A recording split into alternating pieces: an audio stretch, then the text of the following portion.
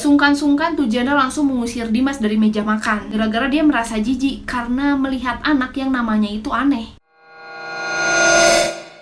Assalamualaikum bun, thank you banget udah mampir ke videoku ini. Dan kali ini Elsa akan menceritakan sebuah kehidupan dari sosok hantu noni Belanda yang bernama Ivana van Dijk. BTW film ini lagi tayang kan sekarang, udah pada nonton belum? Kalau belum cepetan nonton, soalnya rame.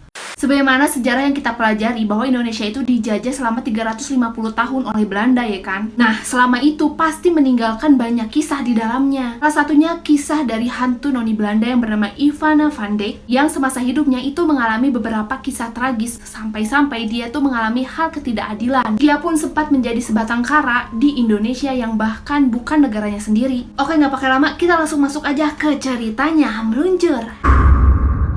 Waktu itu Ivana baru berusia 2 tahun saat keluarga Ivana pindah dari Belanda ke Indonesia yang dulu itu namanya Hindia Belanda. Nah, setelah di Indonesia barulah lahir adiknya Ivana yang bernama Dimas van Dijk. Walaupun dia ini keluarga Belanda, tapi dia tuh sangat baik nih ke pribumi. Bahkan dia sangat dekat dengan pembantunya yang bernama Gunawan. Mereka juga menyukai budaya Indonesia seperti pakaiannya dan juga makanannya. Tapi karena hal itu menjadikan keluarga van Dijk ini dijauhi oleh kalangan Belanda. Ia dikucilkan dan juga dibully, bahkan digosipin nih kalau misalnya itu tuh keluarga aneh atau keluarga pengkhianat. Semua pembulian itu juga dialami oleh Dimas di sekolah. Karena namanya ini sangat pribumi, menjadikan dia tuh sering dipukuli bahkan dibully oleh teman-teman sebayanya. Tapi ternyata Dimas itu punya teman deket yang bernama Elisabeth Brouwer. Elisabeth merupakan putri dari atasan ayahnya yang bernama Jenderal Rudolf Brouwer. Ya, bisa dibilang pangkatnya ayahnya Elisabeth ini tuh paling tinggi. Nah, suatu hari Jenderal Brouwer ini memindahkan ayahnya Ivana ke Bandung. Gara-gara keluarga mereka itu terlalu dekat dengan pribumi. Ya, auto keluarga Ivana ini langsung pindahkan semuanya ke Bandung. Sebagaimana belajar dari kesalahan yang sebelumnya, mereka ini berniat untuk membuka lembaran baru nih, agar di kota ini tuh kehidupannya lebih baik dibandingkan kota yang sebelumnya. Sampai ketika keluarga Brouwer ini pingin mengunjungi keluarga van Dijk yang ada di Bandung. Auto keluarga van Dijk langsung bersiap-siap tuh kan. Nah, Ivana, ayah dan ibunya itu memakai pakaian tradisional Sunda, sedangkan adiknya si Dimas itu memakai jas yang rapi. Lalu ibunya Ivana menghidangkan makanan khas pribumi yaitu gado-gado. Tapi di saat Jenderal Brouwer ini sampai, ia malah terlihat jijik melihat penampilan keluarga van Dijk itu. Bahkan ia merasa dilecehkan karena telah dihidangkan makanan pribumi. Terlebih lagi dia melihat sikap yang aneh antara anaknya si Elisabeth sama si Dimas. Ya, pada akhirnya Jenderal ini mengetahui kedekatan antara Dimas dan juga Elisabeth. Gak sungkan-sungkan tuh Jenderal langsung mengusir Dimas dari meja makan gara-gara dia merasa jijik karena melihat anak yang namanya itu aneh. Setelah kejadian itu Dimas merasa kecewa kepada keluarganya. Kenapa dia dikasih nama pribumi dan dia kabur dari rumah. Ivana pun mencari dia berhari-hari tapi kagak ketemu.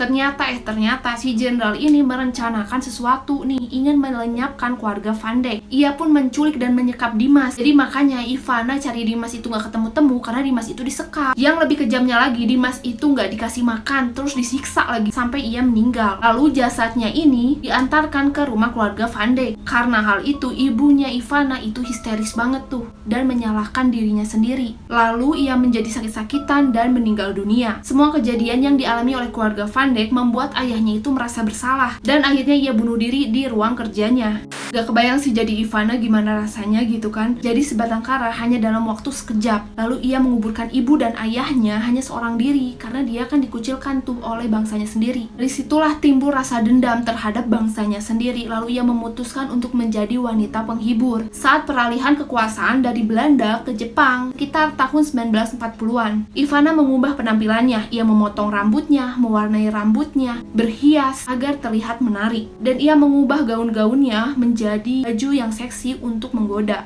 Lalu ia datang ke rumah pelacuran dan mengubah namanya menjadi Anna. Saat itu tentara Jepang sudah mulai datang ke Indonesia dan mengambil alih Indonesia dari Belanda. Auto dong semua orang Belanda itu ketar-ketir dan bersembunyi, kecuali Ivana ini. Ia berbeda dengan yang lainnya, bahkan ia menantikan orang-orang Jepang. Sambil menunggu orang Jepang ini datang ke Bandung, dia mengumpulkan segala informasi, terutama informasi tempat persembunyian orang-orang Belanda. Akhirnya orang Jepang sampai di Bandung dan Ivana ditampung di rumah penghibur untuk tentara Jepang. Disitulah Ivana bertemu dengan petinggi militer Jepang yang bernama Matsuda Matsuya. Lalu mereka menjalin kedekatan nih. Bahkan hampir setiap hari Matsuya ini datang ke Ivana dan mereka pun menyusun rencana untuk pembalasan dendam. Kebencian yang ada di dalam hatinya membuat Ivana mengkhianati bangsanya sendiri yang awalnya hanya memberikan informasi di mana tempat persembunyian.